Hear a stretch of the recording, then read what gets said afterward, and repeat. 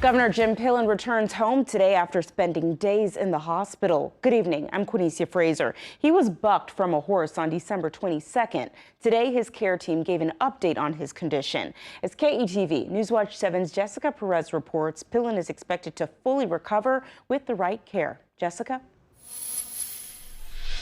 The governor's doctors say he's doing much better since having his rib fixation surgery Christmas Day.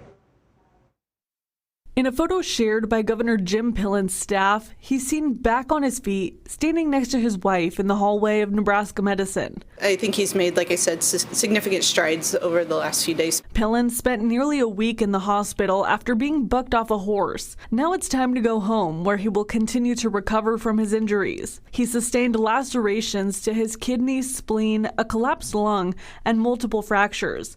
9 fractures to 7 of his ribs. He was extremely uncomfortable from the rib fractures, had a lot of movement of those rib fractures, clicking and popping. Christmas Day, he underwent rib fixation surgery. During these surgeries, titanium plates are placed on the ribs, like in this x-ray. Definitely provides a lot of stability to the chest and increases and expedites that recovery.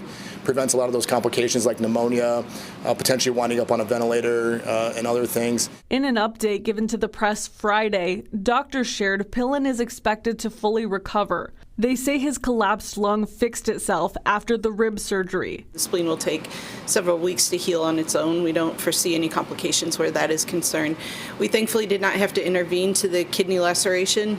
It too, thankfully, will heal on its own. Coughing much better, breathing much better, and does not have any additional movement of those rib fractures. His care team says he is eager to go home and to get back on his horse. That was like one of the main questions that he asked me when I was talking to him in the preoperative area. So I think that he is eager to do that, but we'll see how things progress. Obviously, we want him to heal and make a full recovery before he does that again.